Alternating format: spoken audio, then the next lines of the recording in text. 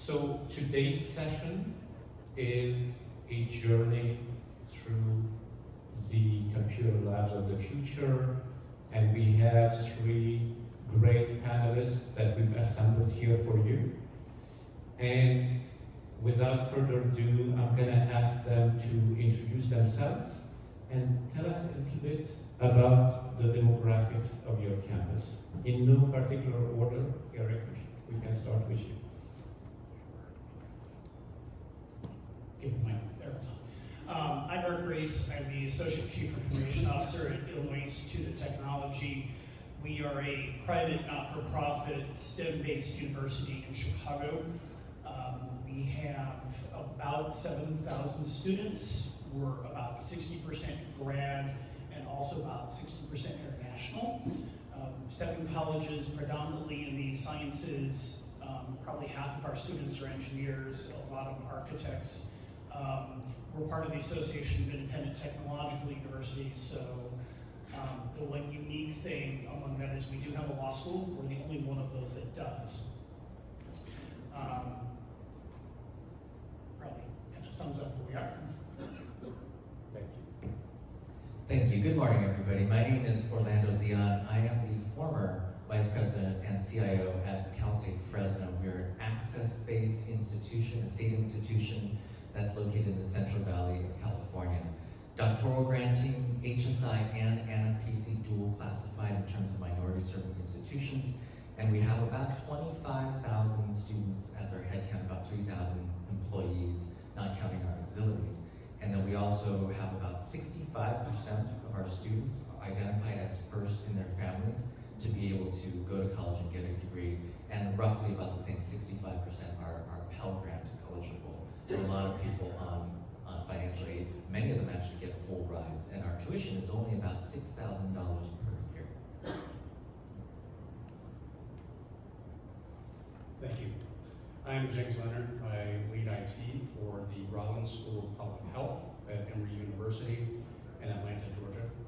I'd also like to mention that Atlanta, Georgia is the home of the Atlanta Braves, who won Game 1 of the World Series last night, 6-2 against the Houston Astros, who, by the way, are a bunch of cheaters.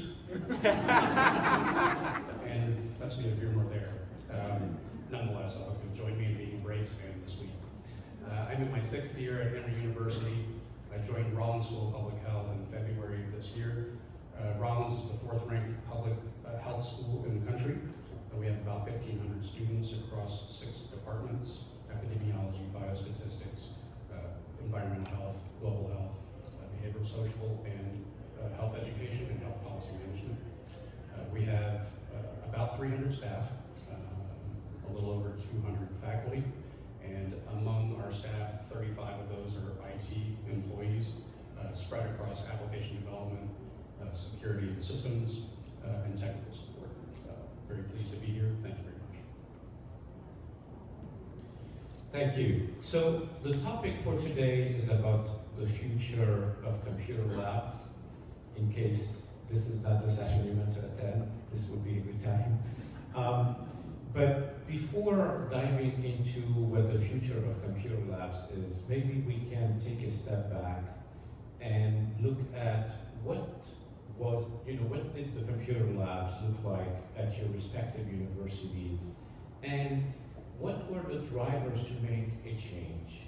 And Eric, if we can start with you. Sure. So it's actually a story I've told many times. If you kind of look back at how our PC labs came to exist, it really came around in the 1980s as we morphed from the mainframe terminal-based room into the personal computing space.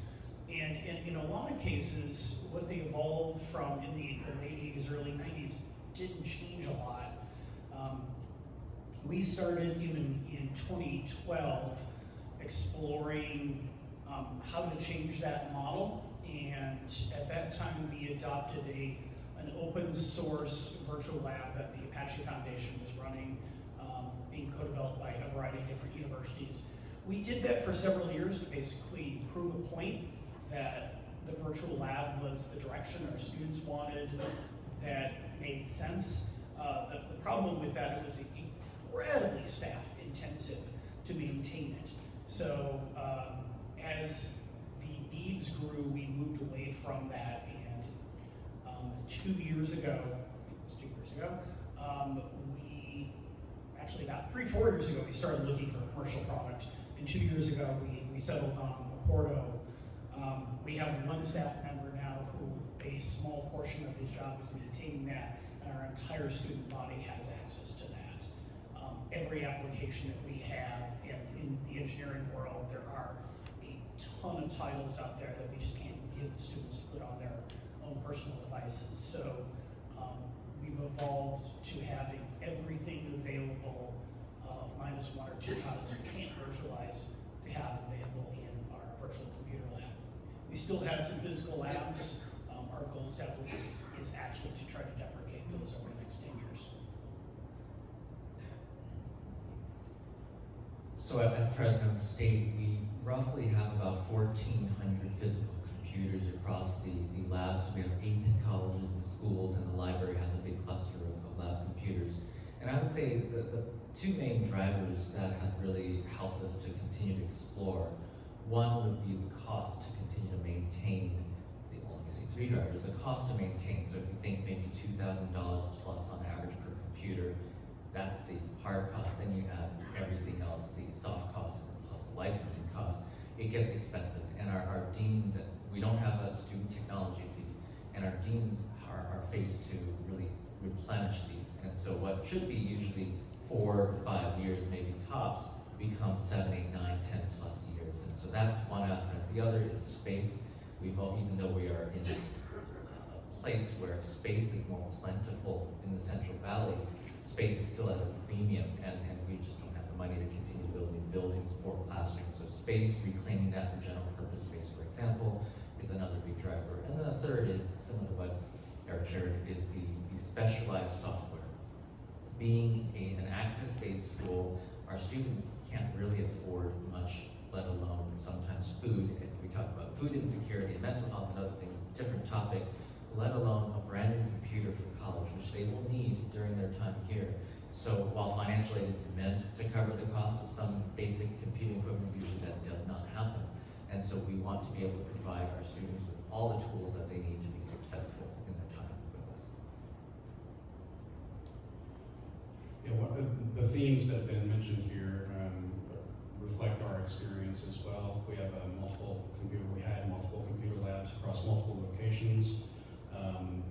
And we found, just as the other 2 panelists here, that that's a very expensive model, not only from a financial standpoint, but in terms of resources required to support physical machines in that manner.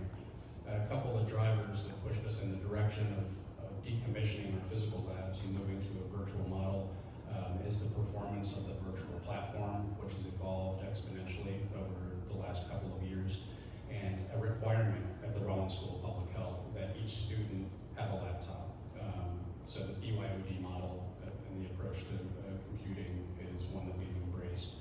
The challenge that we have experienced with that is under certain conditions, students are financially unable to afford their own laptop, in which case we've put together a owner pool of approximately half of those being fully functional laptops that can do some localized advanced computing, the other half being Chromebooks, which in the past, as you might imagine, have not been an option. But now that we've virtualized our labs, we have the ability to pull up virtual desktops with those Chromebooks and have a seamless computing experience. Thank you. So obviously the drivers were there, and it's very hard to talk about anything these days without mentioning the pandemic. So the pandemic came along. What impact, if any, did the pandemic have on your thinking of the future of computer labs? Orlando, in particular. Thank you, Anthony. So we already had a lot of services and interventions to provide support to students prior to the pandemic. We had an iPad loaner program, the library had a computer loaner program. We always found a way to try to help our students. There were some challenges though. We did not have 24/7 computer labs, spaces, security, all those aspects were logistical challenges. And so I think the pandemic really sped things up. First, it provided the federal funding that we really needed to try to go from a small pilot. We had tested Citrix in the past, Frame or FRA.ME, workspaces, VMware, all those other aspects, and we found the cost structure based on the need. We did not know how much would students actually use it. We could not really get a great estimate. School of Engineering would use it a lot, for example, but to what extent? So you could say the pandemic provided that federal funding to help us go from a small deployment of maybe meant for a few hundred students, all the way up to let's now open this up for 25,000 students, and they can use it as much or as little as they wanted at any time during the day. So that was great for us to really basically say, let's give this a try, see what our faculty say, especially our faculty and our students, what the experience is like.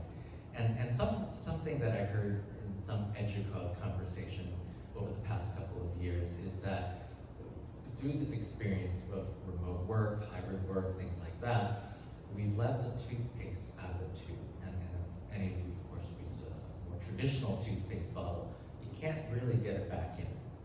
And so our students have now experienced what things are like, and they are loving it.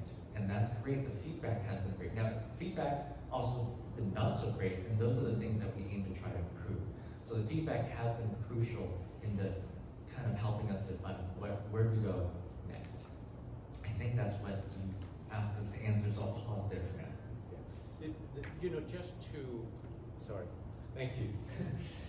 You shared with us a story about a student who wrote a letter to the chancellor, thanking the chancellor for making the service available and sharing her personal experience. And I think that may help the audience understand the student's perspective, at least those underprivileged students, if you don't mind sharing that. So. Yes, thank you for the reminder. So we, as you can imagine, we do struggle, our students struggle with food insecurity, and that basically means that sometimes they don't know where their next meal may come from. So imagining that, where many of our students also will fall into the category where they don't necessarily have the adequate bandwidth, internet, or the device to really do what they need to do for their coursework. So we had one student at one point during the past couple of years wrote to our president and to someone else who was running the program that she was so grateful, first of all, just to have an iPad, not even a full computer, but because she was coming every day to the lab in the library and until it closed. So from whenever classes ended all the way till midnight, every single day that it was available, just so that she could do her coursework. And you could tell she was getting emotional in the letter that she had handwritten to our president, being so thankful and appreciative. And so we can only imagine students like this. There are many, many more of those stories that we do not hear, that this is such an impactful technology, among others, that are making a difference right now. Thank you, Orlando. It's an inspiring story, and when at Porto we hit, we hit issues or whatnot, I remind myself of that person, and I'm like, we've got to think through all this one. Thank you, Orlando. James, tell us a little bit, I'll give you a little, about your side. How did the pandemic impact, your long-term? Thank you. We talked a moment ago about the decommissioning of our computer labs, which was accelerated by the pandemic. There's really no question about that. In our situation also, we found that researchers were among the first groups to come back on campus.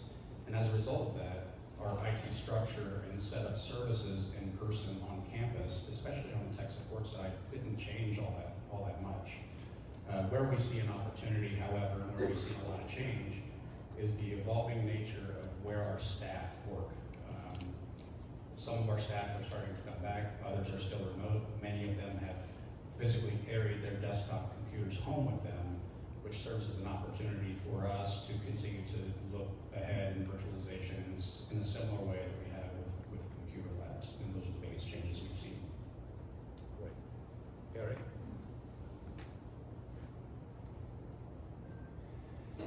So we evolved through COVID into a kind of a threefold model: an in-person We still had in-person classes, but things became simultaneously in-person, synchronous, and asynchronous learning. So it's been a lot of work on the classroom side to get to there. But because of that international student base that necessarily couldn't go home, we still housed a lot of students who attended things. But the PC labs, because of social distancing, we had to separate and turn off how many PCs between each other, so the labs went to a handful of seats. So fortunately, we had started ramping up with Porto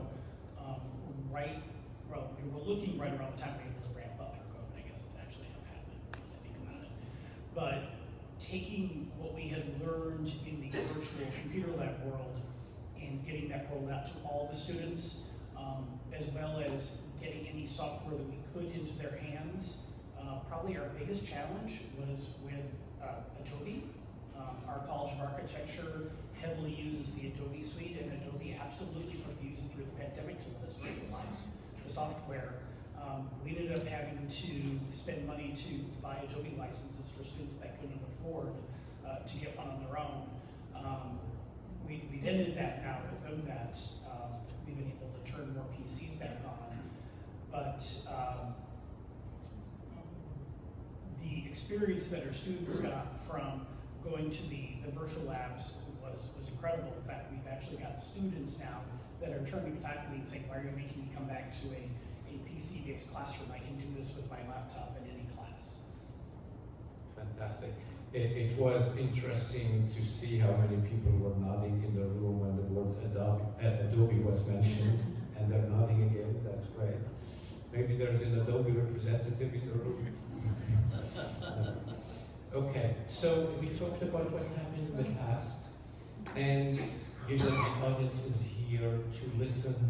Obviously we all have learned a lot in the last few years. We all have learned a lot in the last couple of years, and I think you mentioned, Orlando, the toothpaste coming out, the tube is right on.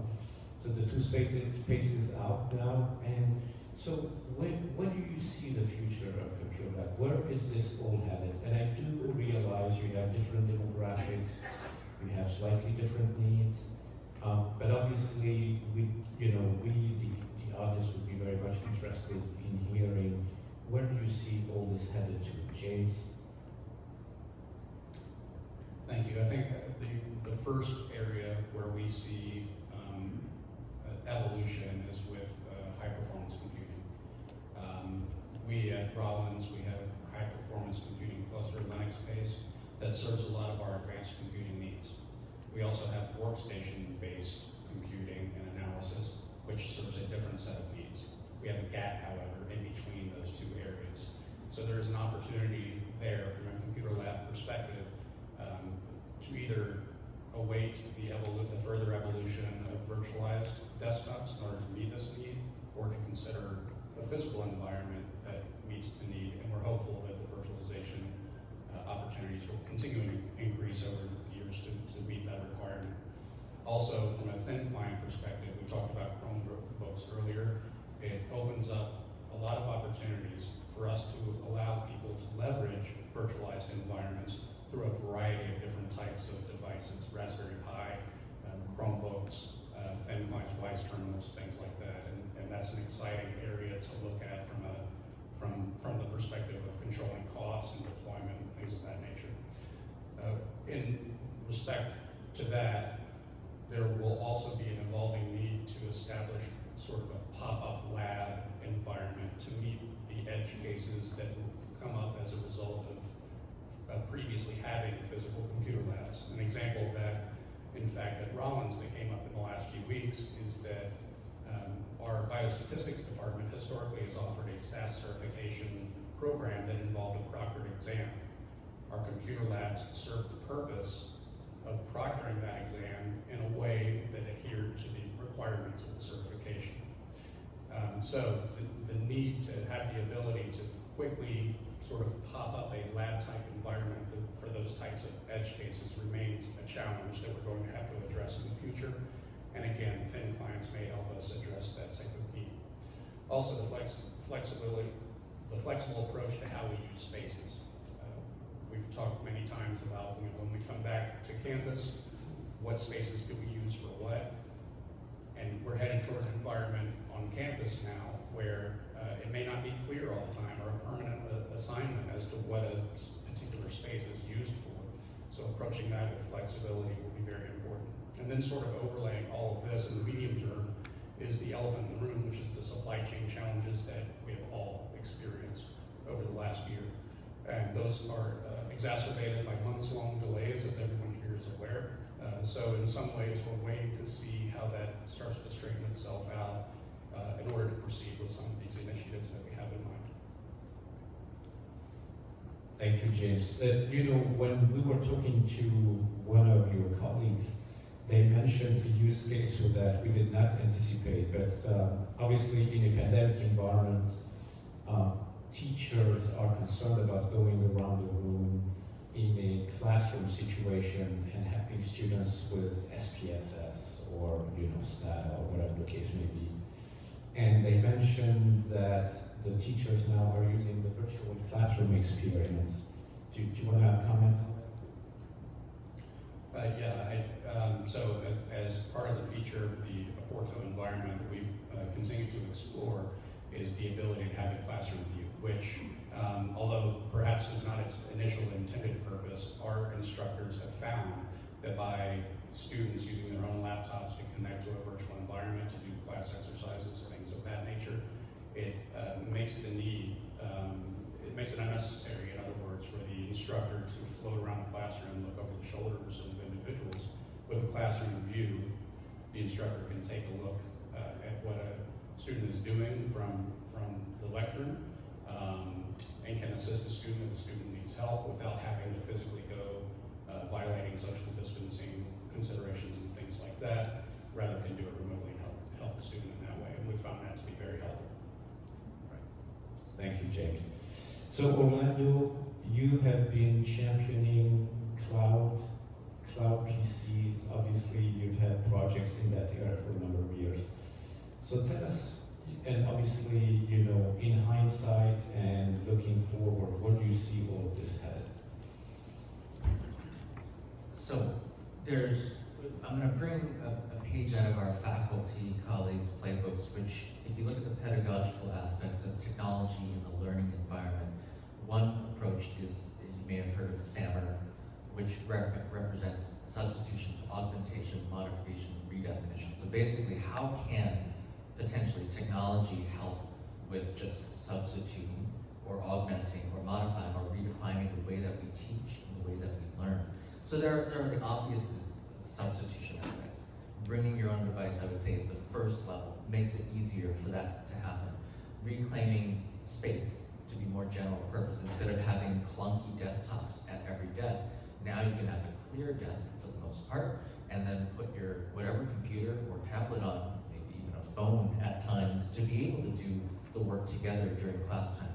We had also closed our testing center, so why do we potentially need a dedicated testing space? Sometimes we might still need that, but this gives us more options. And what about remote work? Having perhaps staff and employees and faculty needing to upgrade computers into the most powerful ones for that case, which is the basic case for cloud computing. Do we need that server to be that spec'd out computer, the max spec, to be running all the time, or do we just need it once in a while? So this aspect opens up a lot of different possibilities for the future, not just for the central IT team, but for our faculty and for others. So I would say, as we look forward, these are some of the possibilities. How can we work with faculty, for example? The classroom view is one great example.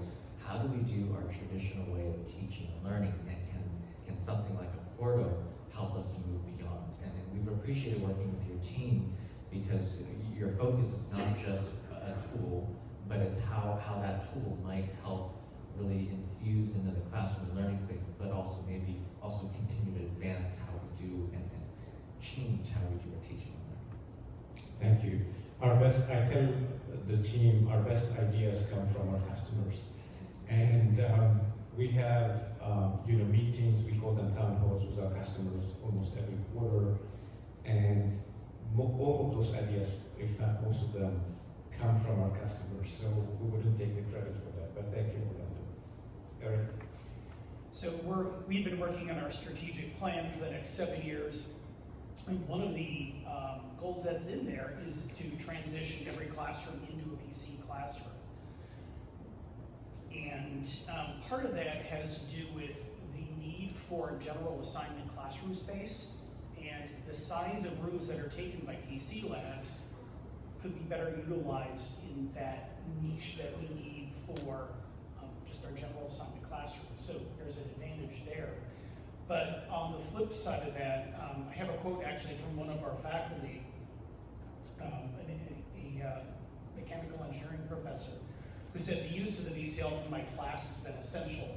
Over 20% of my students, 125 in total, are taking the course through IIT Online and may not have access to the traditional computer labs on campus. Also, none of the labs on campus have the capacity for 85 students required for my live section. I use the VCL in lectures as a substitute for traditional labs. Without the VCL, I would not be able to conduct live workshops where these students get hands-on training with the software. So conversely, it allows us to start using the software that's needed in some of the larger lecture classes too. So that's been definitely essential. We're also growing our online programs, but also expanding our continuing and executive education programs. And those are almost exclusively online types of programs. So we'll be able to use software in those without it. And then the other major thing we've learned is when a faculty member decides midway through the semester, oh, I need this title, I totally forgot about it. Well, with the physical labs, that was really difficult. Yeah, through System Center, sometimes we could push it up, but it wasn't always the greatest experience. With the virtual lab, oh yeah, no problem. We package it, it's available in the virtual lab, and if you need the physical lab, you'll wait till next semester. So for the most part, we're finding, no, I don't need the physical lab, just put it in the VCL. So. Great, thank you. I'm going to open the session for questions from the audience, but I'm sure there's a question that's probably going to pop imminently, which is, how do you justify, how did you manage to justify, obviously, what is a somewhat of a significant expense? And I know you have different demographics and different circumstances. Eric, you want to start? Yeah, that's a good one. Fortunately, COVID funding helped to kick it off. The ultimate goal, though, is we stop replacing PCs eventually in the physical labs. That will offset the cost and allow us to expand further. So that's where we're hoping to be able to pull it from. Orlando? Some people might not agree with this, but I would say even at a state institution like ours, there's money. There's money. It's just how we prioritize the use of our money. Not to say that people are always thinking of how can we invest in more technology, but I think the conversations are moving in that way. So while we need to challenge old habits and cultures that die hard, I would say the conversations have picked up around the nation and around the world, anywhere from K through 12, but also in higher ed. And so our provosts and our presidents and chancellors are all paying attention. And so I think now is a great opportunity. My fellow colleagues at Stanford would say this is the golden shovel opportunity. And we need to maximize this opportunity window that we have. So while we may not get everything we want as CIOs, I think we should try to make bold and courageous asks. So funding will continue to be hard, but at least at Fresno State, my deans and I were communicating and trying to chat. We have students advocating, and that's so key, that especially if these are for your students, that they're advocating alongside with you. So we have the momentum going, and hopefully that will lead to better things. Yeah, I would agree with what Eric and Orlando mentioned. I would also add that in addition to COVID-related funding that we've received in order to expand some of our endeavors, in some ways, not knowing what the future is going to hold on the basis of what the last year and a half has looked like has opened people's eyes in terms of what willingness there is out there to fund to accommodate flexibility in the future and how we might handle our computing needs going forward. Great, thank you. Any questions in the audience? Let's see who's gonna go ahead. We have a bold gentleman right there who's gonna volunteer the first question. Two questions, actually, if I can. Even better, go ahead. Squeeze them together. So one, what does your staffing structure look like to support this? And then, how are you maintaining license compliance? Sorry, I didn't hear the question. Do you want to repeat it if you heard it? I can repeat it. It was, what does our staffing structure look like, and then how do we maintain licensing compliance? I'll jump in since I got the mic here. So, I have, in my applications delivery team, they're all capable of supporting it, but one person predominantly works with Aporto on it, and it's maybe a 50% of his job, if that, versus when we were on the open source model, that it was 1.5 FTEs trying to maintain it. From the licensing compliance, the applications delivery team and myself do all contract reviews. And that's one of the things, for example, if anybody comes wanting a new software title, it absolutely must be able to be virtualized. We will not sign a contract that can't be virtualized anymore. So that has helped. But pretty much every other title, we've either gotten a waiver from that vendor, or pick an Adobe again, or just haven't been able to do it. They're probably the only one we haven't been able to virtualize. Every other one has, given us a waiver to be able to do it. I'll just layer on top of that, I would say that probably all our teams are different in some ways, decentralized and centralized, so the answer may differ, but the thing I'll add to that is that we also have one primary person, but I'll say that one aspect that was really important is this person also focused on the assessment piece, because we're trying to show and in some ways prove that this is worth it. So in some cases, some people will ask, is it worth it financially? Is it more effective, efficient in terms of finances? Does it save us money? Other people wonder, what about the effectiveness and the satisfaction, the user experience?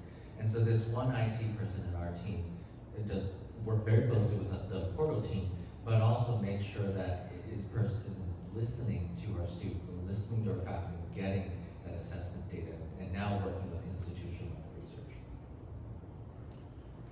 In terms of staffing, I think it largely depends on the solution that you choose. For example, in my previous role, working with Emory Healthcare, they were on a different platform that required a handful of FTEs to support. We were not in a position to fund that level of support and resources needed to deploy a virtualized environment. And in our solution with Aporto, it's roughly what Eric mentioned, which is about half an FTE that's required, with supplemental support, of course, provided by Aporto's team, which is very helpful. In terms of licensing, again, I would echo what Eric mentioned regarding agreements that we enter into, looking very closely at the ability to deploy a virtualized environment. Otherwise, to an extent, they're disqualified. There are certain exceptions to that, of course, but that's been our approach as well. More questions. Who's going to be the second oldest person in the room? Go ahead. So the discussion about the Adobe piece, you said you had to buy additional licensing from Adobe in order to use it in your Aporto instance? So we never were able to deploy it in Aporto at all. College of Architecture, we signed a 100-seat student license for 1 year with them, and then worked with the college. They did a survey of their students to say who already has the Adobe suite, because a lot of architecture students just say, I'm just gonna go buy it, because they want to use it on their own. But similar to Orlando, we have a large student base that are first generation college students that can't afford the suite. So we had a way through one of the assistant deans that they could privately contact her and saying, hey, I can't afford this, and I need access to Adobe. So then we added them into that license for a year. We were hoping that was something that could continue and we could get rid of having the Adobe lab licenses.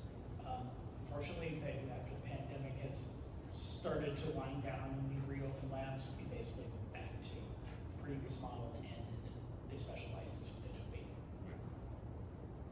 I'll just add two quick aspects. So, of course, to each his own or her own.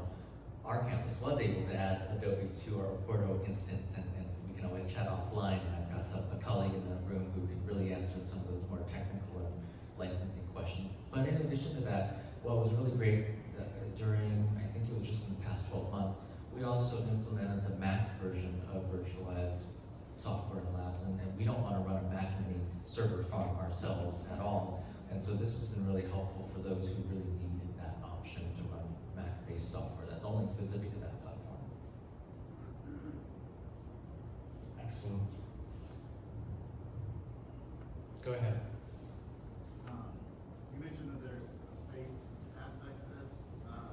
We've been finding that as we return to campus, there's kind of new needs emerging in that area for hybrid students that are doing both in-person and online find locations. Have any of you reused any space in an interesting way besides just more classrooms? So the question, to paraphrase the question, let me make sure I got it too. There are obviously space implications, and you guys have mentioned those. And now that students are returning to campus, are you seeing opportunities to repurpose the physical space to something else? Did I capture the question correctly? Yeah, any interesting uses besides just more classrooms? Right.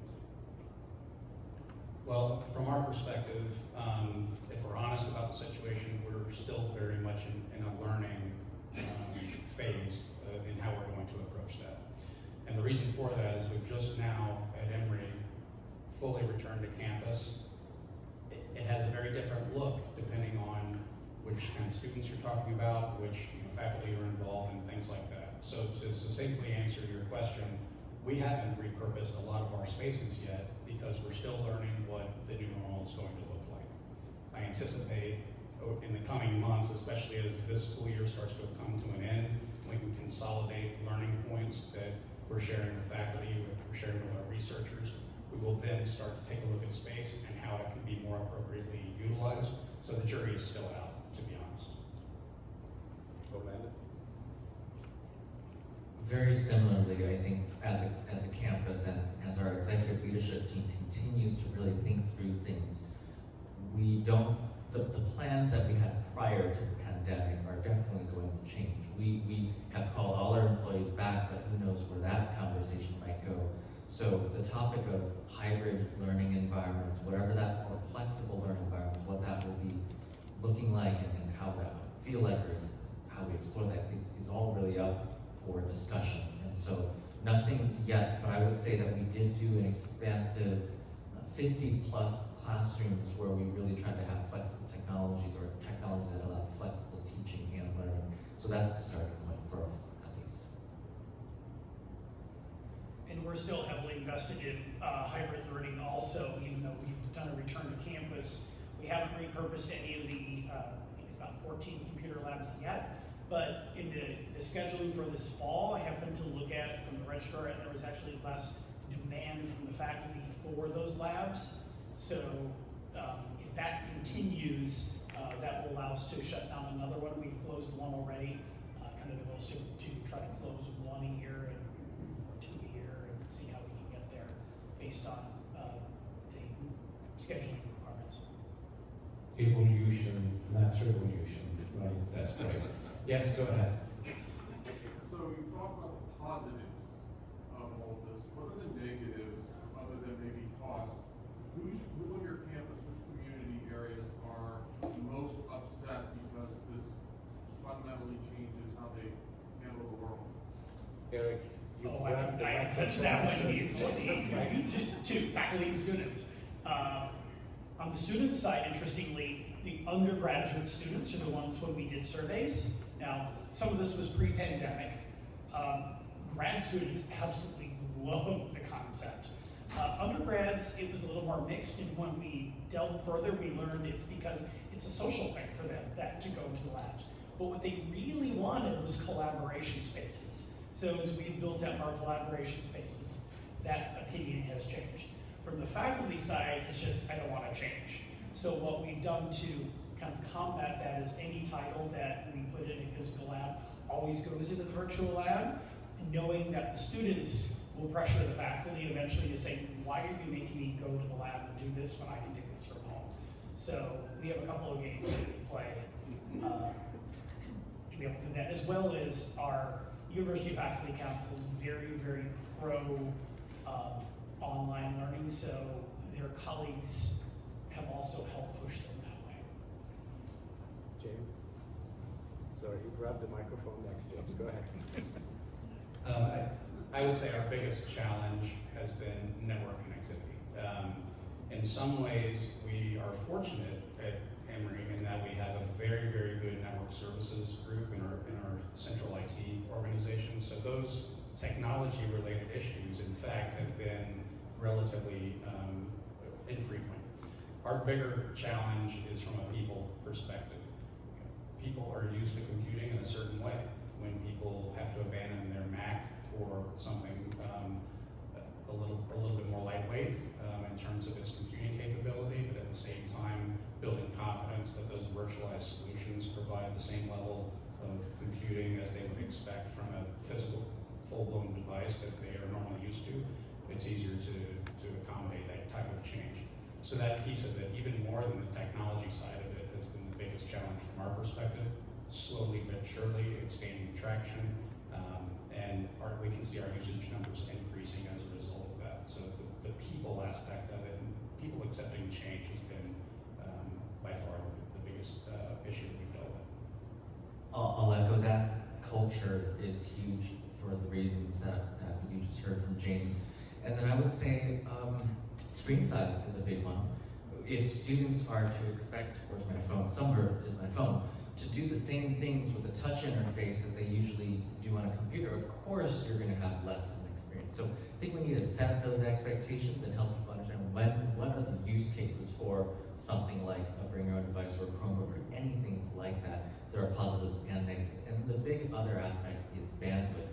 And so again, given the rural areas and tribal areas that are around the Central Valley, we can't expect the same experience as physically coming on campus with a 20 gig connection, for example, comparing that with a hotspot that many of our students were using during the time. And it wasn't necessarily the actual up and download time, because we tested those at different locations. It was actually, what was it, the ping time? It travels to the middle of the country, and yeah. So I think anything worse than 50 or 100 milliseconds was just leading to a worse experience. So the core engineering team was helpful in figuring that out.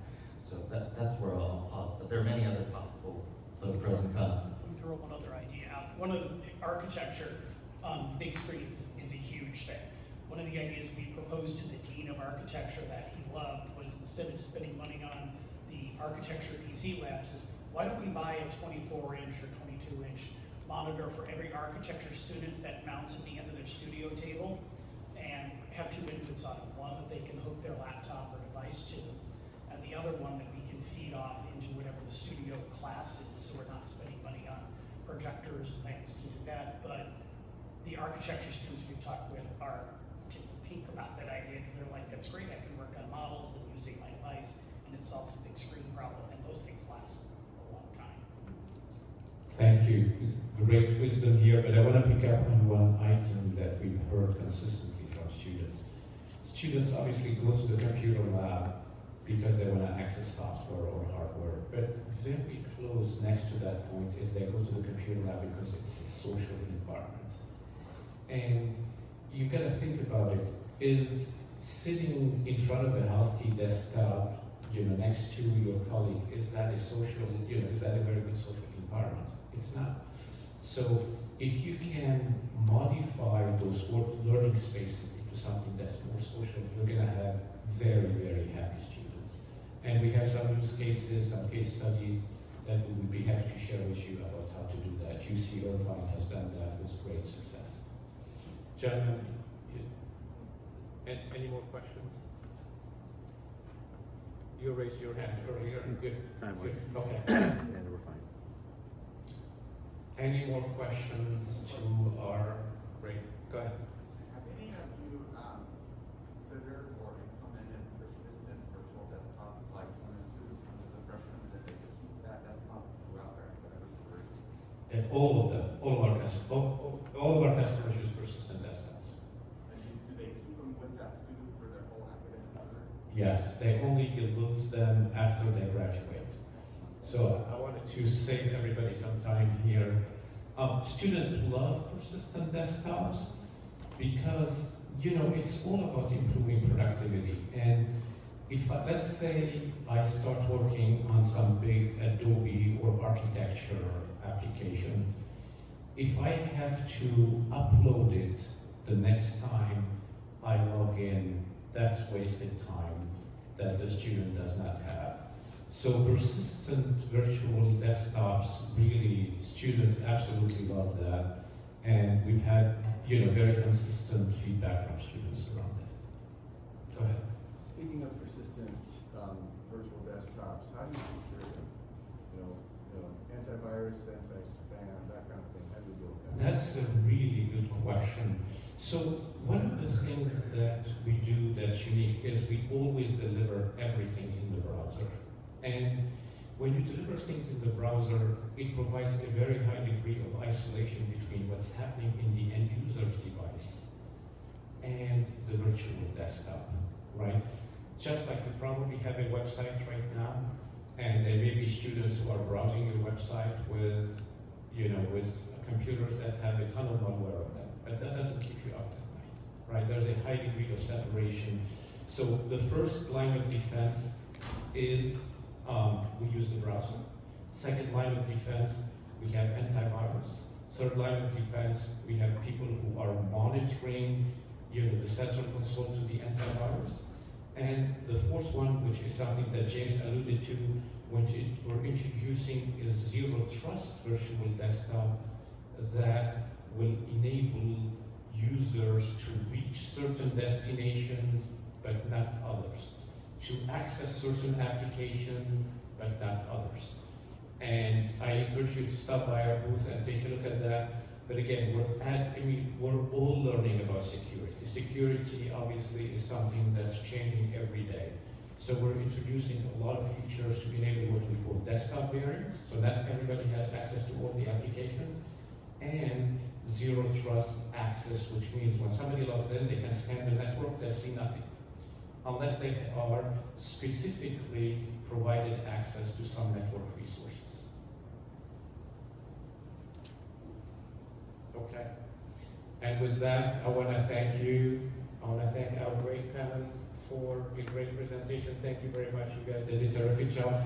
Please feel free, come by, exchange business cards with our panelists. If you want to continue the conversation with them. If you want to take a look at our software, please stop by our booth. And you will have the opportunity to win a Tesla. Say Hot Wheels Tesla, that's it.